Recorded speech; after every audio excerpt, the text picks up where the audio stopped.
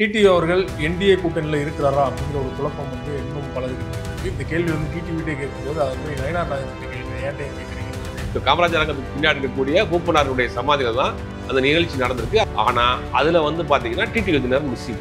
அதற்கு கொஞ்ச நாளைக்கு முன்னாடி ஜான் பாண்டியன் வந்து ஒரு நிகழ்ச்சி நடத்துறாரு. அந்த நிகழ்ச்சியிலையும் டிடிவி விதினர் மிஸ்ஸிங். இப்படி மிஸ் ஆகிக்கிட்டே போறப்ப தான் சமீப காலமா ஒரு 2 நாளைக்கு முன்னாடி பத்திரிகையாளர் சந்திப்புல கேட்கறாங்க, நீங்க வந்து என்டிஏ கூட்டணியில இருக்கிறீங்களா அப்படின்னு. ஆமா அப்படின்னு சொல்லுவாருன்னு எல்லாம் நினைச்சாங்க. ஆனா அவர் என்ன சொல்றாருன்னா, நயினார் நாகேந்திரன் போய் கேள்விட்டாரு. நயினார் நாகேந்திரன் ஏன் கேளுங்கன்னு சொன்னதுலயும் ஒரு அரசியல். 2026 தேர்தலில் எடப்பாடி பழனிசாமிக்கு முதலமைச்சர் ஆகணும், அவர் ஓட்டு போடுங்கன்னு எப்படி கேட்டு போவார் டிடிவி. இப்போ அதுலயே அவருக்கு ஒரு பெரிய தர்ம சங்கடத்தை கொடுக்குது. ரெண்டாவது, எடப்பாடி உள்ள வந்ததுக்கு பிறகு எடப்பாடிக்கு கொடுக்கக்கூடிய முக்கியத்துவம் வந்து பெருசா இருக்கு. அது வந்து இவருக்கு கொஞ்சம் உறுத்தலை கொடுக்குது. நயினார் வந்த பிறகு அதுவும் நயினாருடைய செயல்பாடுகள் கொஞ்சம் இவருக்கு உறுத்தலை கொடுக்குது. அந்த கூட்டணியிலிருந்து வெளியேறலாமா அப்படிங்கிற ஒரு ஐடியாவுக்கு அவர் ஏற்கனவே வந்துட்டாருங்கிற மாதிரி தான் அவருடைய செயல்பாடுகள் தெரியுது. வெளியேற முடிவு அவரால் எடுக்க முடியுமா? ஏற்கனவே பாஜகவோட கட்டுப்பாட்டில் தான் அவர் இருக்கார் இல்லையா? நினைச்ச முடியுமா? நல்ல கேள்விதான் இது. நம்மள நேற்று பேசும்போது பார்த்தீங்கன்னா, இது நான் வந்து ஒரு தொண்டரா இந்த முடிவு எடுத்திருக்கேன், எடப்பாடி வந்து தற்கொலைன்னு சொன்னீங்களா அப்படின்னு தனிப்பட்ட முறையில் வந்து என்கிட்ட கேட்டீங்கன்னா அது நான் பதில் சொல்ல முடியாது. தொண்டரா என்னோட கடமைக்காக நான் சொன்னேன்னு சொல்லாதான் இன்னும் மனசுக்குள்ள வச்சு இல்ல இருக்காம வெளியில தான் அப்படி கை கொடுக்கலையே. அந்த நிகழ்ச்சியிலே கை நீட்டுறாரு, இவர் கை கொடுக்கல. அப்ப வெளியில வந்து ஒரு ஒரு ஒரு பிம்பத்தை கிரியேட் பண்றாங்க, எங்களுக்குள்ள அது பிரச்சனை இல்லைங்கிறத வேற வழி இல்லாம ட்ரை பண்றாங்க. தலைமை ஒரு முடிவு எடுக்குது, நம்ம கட்டுப்படுத்த ஆகணும். ஆனா என் பர்சனலா எனக்கு ஒன்றும் கோவம் இருக்கு அப்படின்றதான் சொல்றாரு. நேற்று பார்த்தீங்கன்னா பிரேமலதா அவர்கள் எடப்பாடி முதுகுல குத்திட்டாரு அப்படின்னு சொல்றாங்க. ஸோ எந்த பக்கம் தான் போகிறாங்க அப்படிங்கிற கேள்வி என்ன எழுதி. தேமுதிக வரைக்கும் ஒரு சூப்பரான ஒரு கேம் ஒன்று ஆடுறாங்க. எங்களுக்கு எல்லா பக்கமுமே ஆஃபர் இருக்கு, எங்களுக்கு எல்லா பக்கமே டிமாண்ட் இருக்கு அப்படிங்கிற அந்த சந்தையில வந்து டிமாண்ட் உண்மையில இருக்குதா?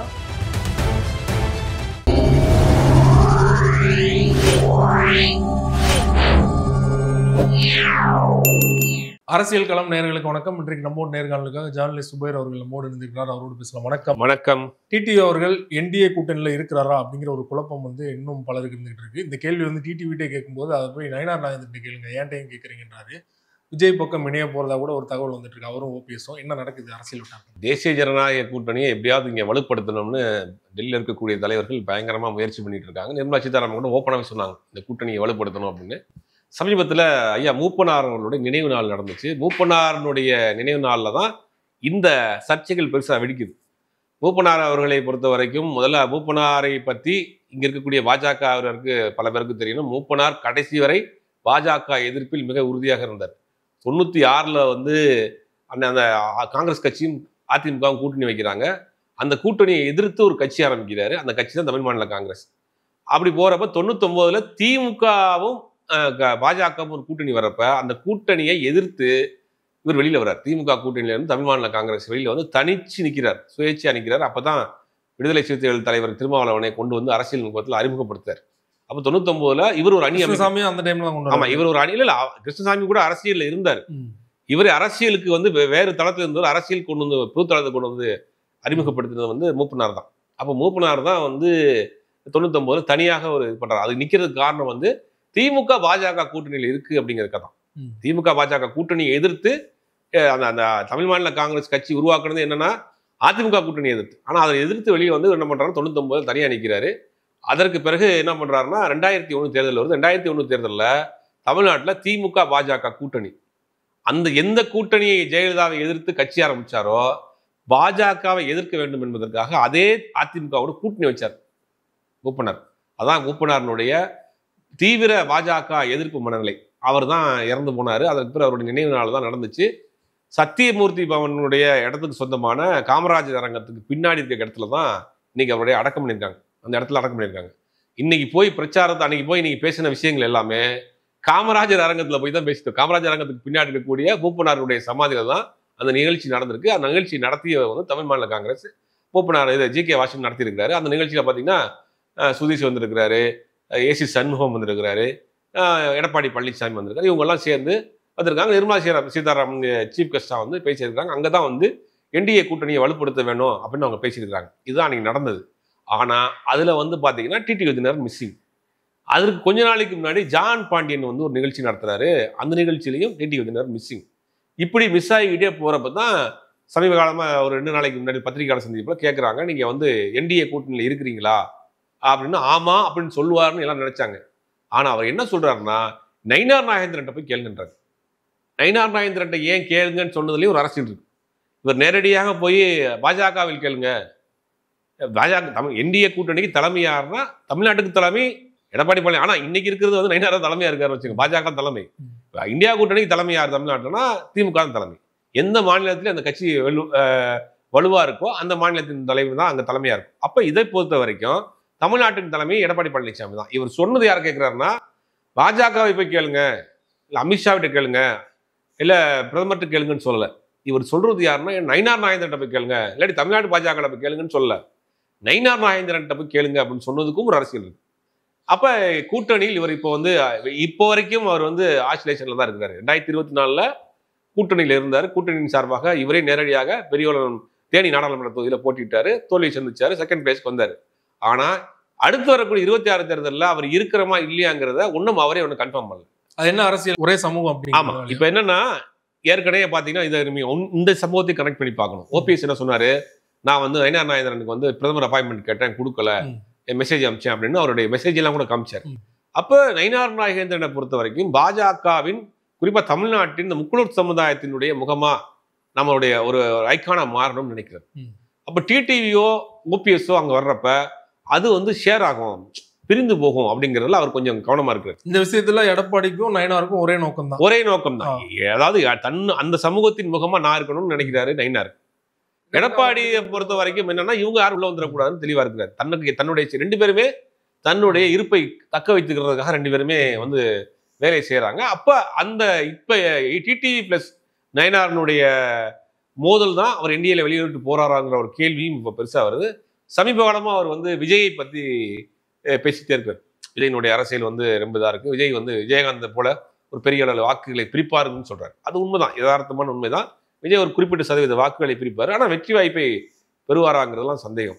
ஆனா அந்த குறிப்பிட்ட சதவீத வாக்கு யாருடைய வாக்கு அப்படின்னா இப்ப பொறுத்த வரைக்கும் எல்லாருடைய வாக்கும் சேர்ந்து தான் பிரிக்க போறாரு. அது கொஞ்சம் மேஜரா நாம் தமிழருக்கும் மேஜரா திமுகவுக்கும் இளைஞர்கள் வாக்கு போகுமே ஒழிய மற்ற கட்சி எல்லா வாக்கையும் பிரிக்க போறாரு. பாஜகவுடைய வாக்குகளையும் பிரிப்பார், எல்லா வாக்கையும் பிரிக்க போறாருக்கும் போது இப்ப என்டிஏல தொடரலாமா அப்படிங்கிறது டிடிவி தினகரன் இது ஒரு முடிவுக்கு வந்திருக்காரு. 2வது ஒரு விஷயம் என்னன்னா டிடிவி தினகரனை பொறுத்த வரைக்கும் பாஜக எதிர்ப்பு அரசியல், எடப்பாடி எதிர்ப்பு அரசியல் ரெண்டையும் சேர்த்து தான் அவர் அமமுக ஆரம்பிச்சார். அவர் அமமுக ஆரம்பிச்சதனுடைய நோக்கமே என்னன்னா அதிமுக மீட்டெடுப்பதற்கு தான்.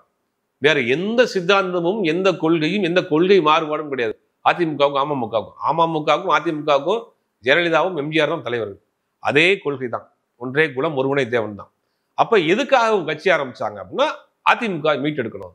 அப்போ அமமுகவில் இருந்தவர்கள் எல்லாருமே என்ன மனநிலையில் இருக்காங்க அப்படின்னா அதிமுகவை எடப்பாடி பழனிசாமி வாங்கணுங்கிற ஒரே அந்த நோக்கத்தோடு இருக்கக்கூடிய ஆட்கள் தான்.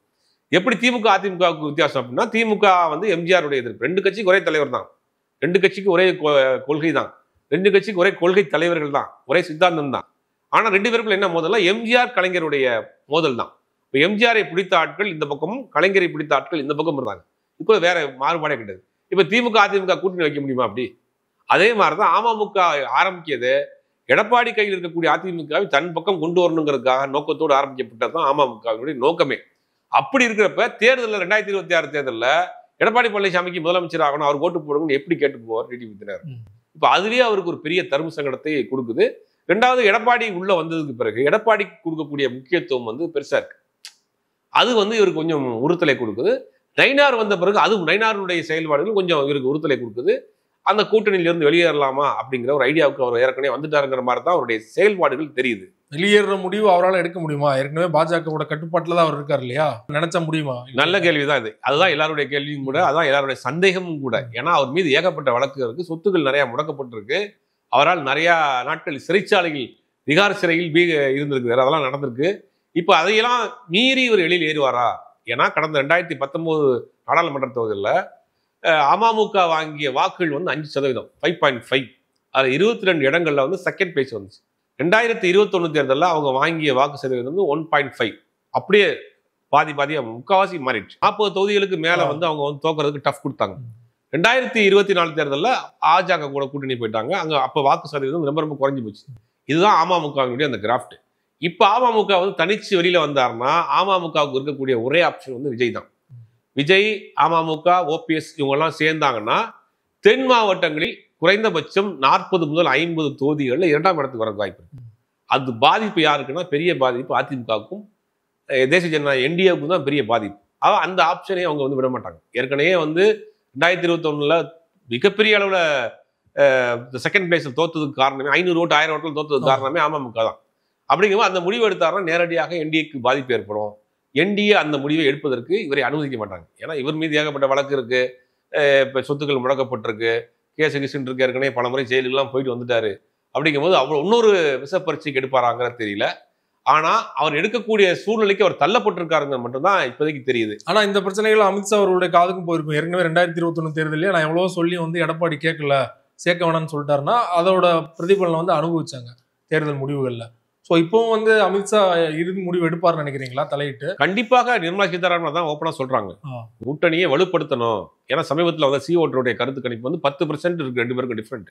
அதிமுக கூட்டணிக்கு திமுக கூட்டணிக்கு வெற்றி வாய்ப்பு 10% இருக்கு. 10% டிஃபரன்ஸ்ல திமுக கூட்டணி வெற்றி பெறும், 200 தொகுதிக்கு மேல CO கருத்து கணிப்பு வந்திருக்கு. அப்படிங்கும் போது இவர்கள் வந்து இந்த கூட்டணியை பலப்படுத்தணும்னு நினைக்கிறப்ப கூட்டணி பலகீனமாகிட்டே போகுது.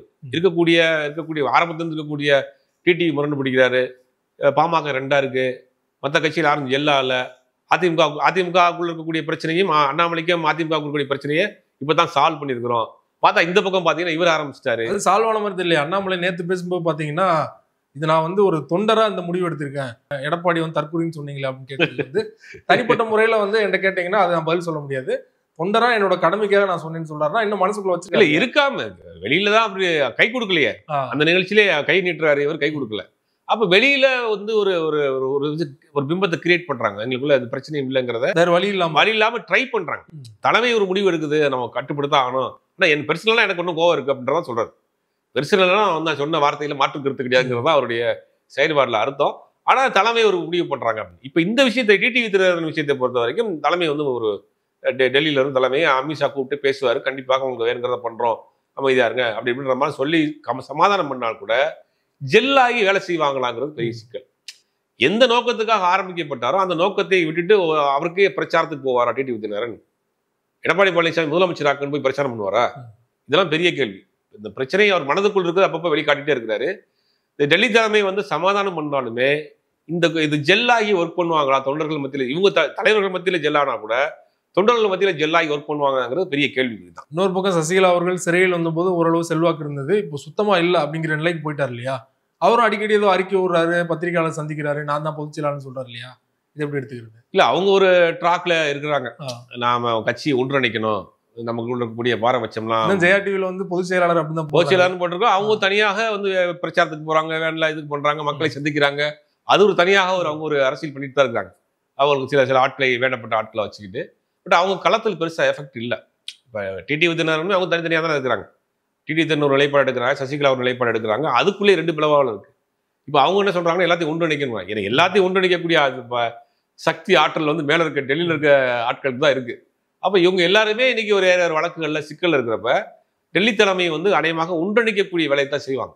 ஏன்னா வாக்குகள் சிதறக்கூடாது, வாக்குகள் சிதறினா 2026 ஒன்றை விட இங்கே மோசமான நிலைமைக்கு போயிடும் அப்படிங்கிறதுல அவங்க பார்ப்பாங்க. அப்போ இணைக்கக்கூடிய வேலையை தான் செய்வாங்க.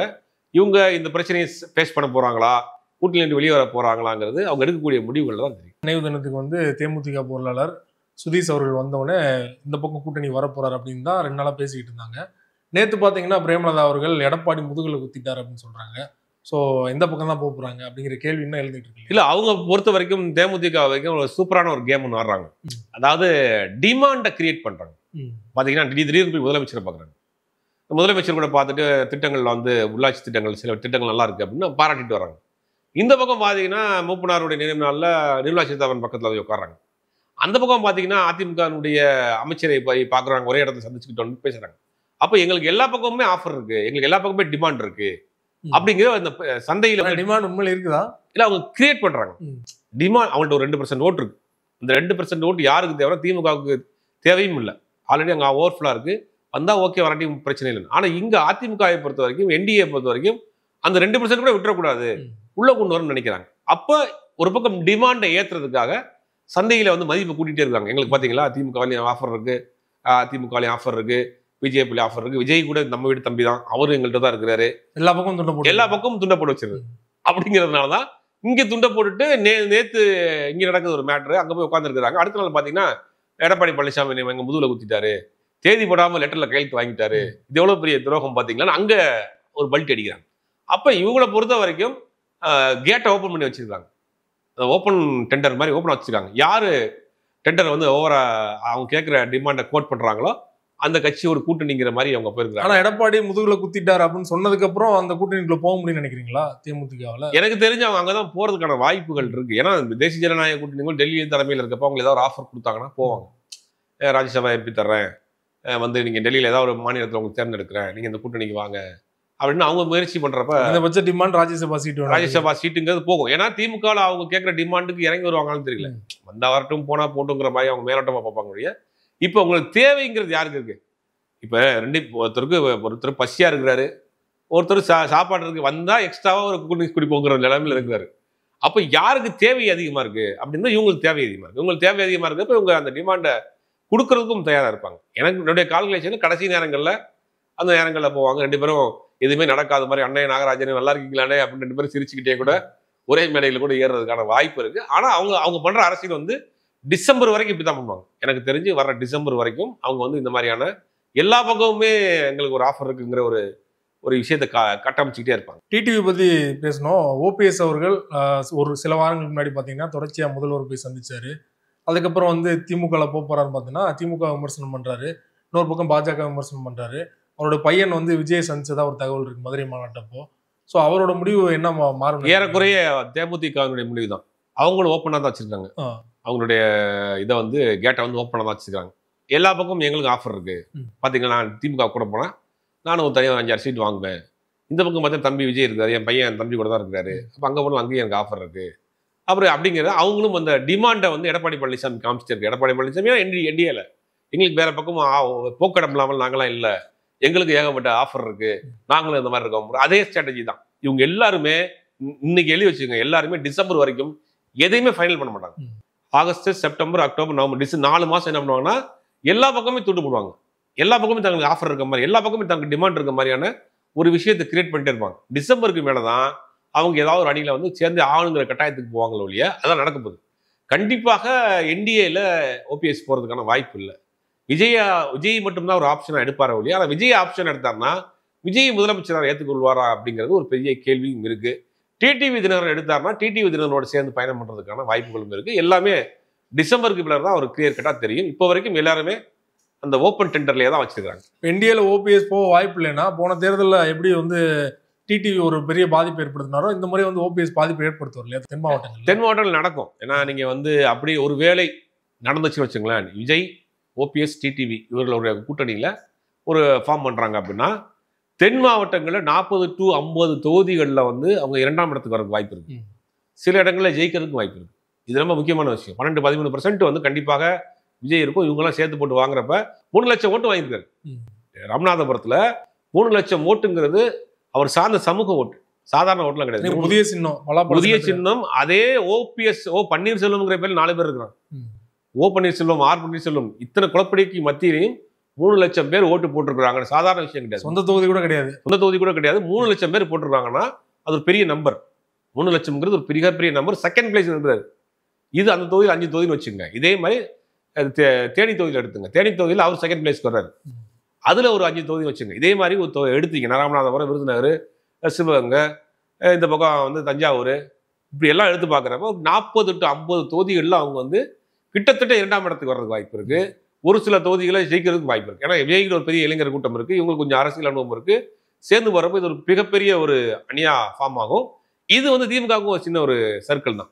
ஏன்னா பாஜக வேணாம், அதிமுக வேணாம்னு நினைக்கிறவங்களுக்கு இன்னொரு ஆப்ஷனா அவங்க நிற்பாங்க.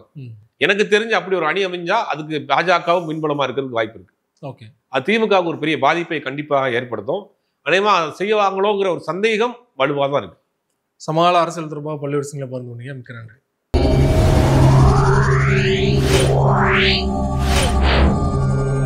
Yeah.